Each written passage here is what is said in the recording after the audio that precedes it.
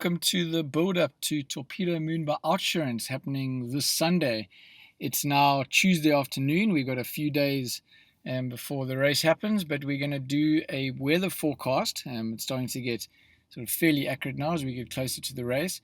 And the interesting thing about the weather that we're looking at on Sunday is that it's definitely a tale of two halves. It's going to be quite chilly in the morning and quite warm in the afternoon, and that's going to definitely play into the strategy of what you're going to choose to wear on the day. Swim run, there's quite nice tactics that come into play in both what you wear and the additional swim aids that you're allowed to have. So let's dive into that and see what's coming up for Sunday. So this is a look at YR. It is showing a very chilly, or let's actually not mince our words, it's showing a very cold morning and then up to a very nice 26 degrees. So the start of the race is at 8:30. We can't see the graph all the way yet to Sunday, but we can see sort of the trend that's happening this week in that, there's a sharp increase in the temperature from sort of like 8 to 10 o'clock. At 8 o'clock it's still going to be chilly, and come 10 o'clock it's going to be over 20 degrees. So looking at there's no clouds, bright sun. The strategy here is that, are you going to be brave in the first swim of the day? And it's going to be a bit chilly on the first run and swim, but then when you get onto the second half of the course and the temperatures are up into their 20s, you're going to be far happier without a wetsuit. So just to look at what happens with the course, the start and finish is at the Cradle Moon Beach over here. The course starts with a run. It's an uphill run and then back down towards the dam and then over to your first swim, and then a short second run and then a short second swim down the river.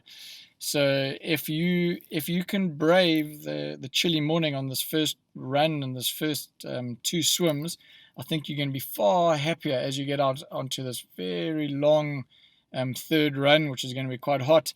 By the time you get to the long third swim, the air temperature will be a lot warmer.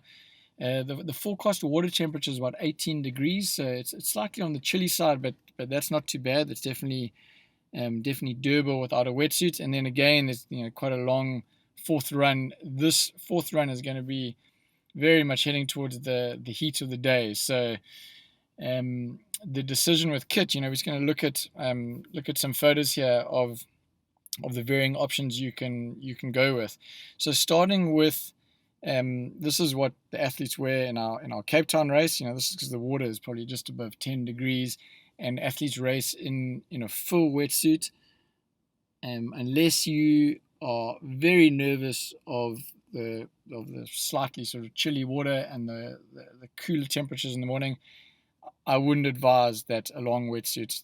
That would not be the way to go.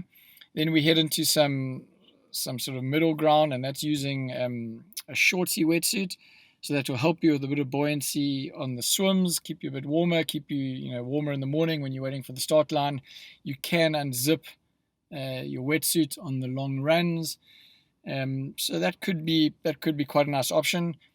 But then for the people that are, I think, wanting to brave that first run and first swim, and then really feel free and enjoy the rest of the event when it starts heating up, just to wear triathlon pants and our torpedo vest, I think that's probably going to be the way to go. That's what I would do.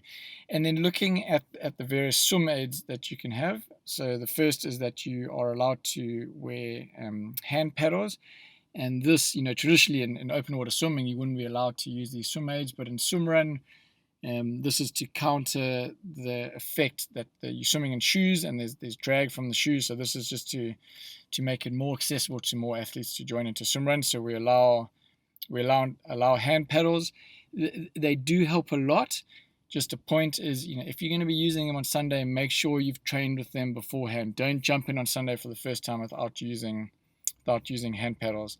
Then another option that athletes enjoy using is a swim run pool buoy, or it's basically a standard pool buoy. You can see this athlete's carrying one over here. So that is your option if you're coming to do the 5 kilometer sneak short course, or even if you're doing the long course, you can bring one along and you can just hold it in your hand when you are running, and then put it between your legs when you're swimming. But if you want to go the whole hog, you can just adapt your swim run with some bungee rope. We will share a video below, a link to a video below this video where you can see some instructions of how to make these swim run pool buoys.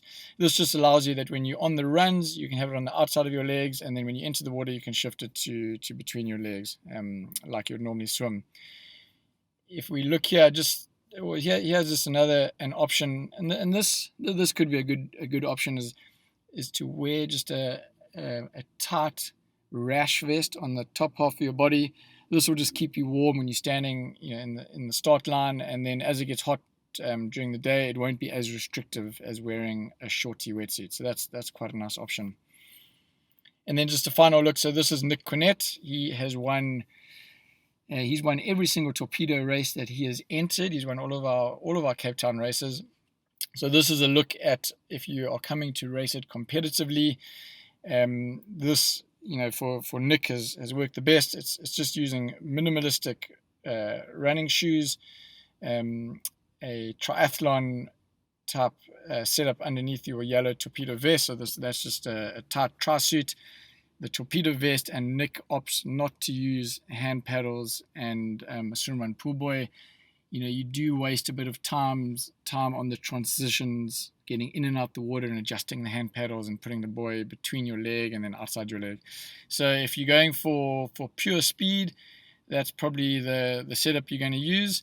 But if you are coming just to have a great time, then I would consider maybe using a shorty wetsuit to keep you nice and warm. And also check out the videos on how to make a swim run pool buoy. I think they really will help you along. Great, so we've got a couple of more days to go before the event. Entries close this Friday, and we really look forward to seeing you all at Cradle Moon. Cheers. Run.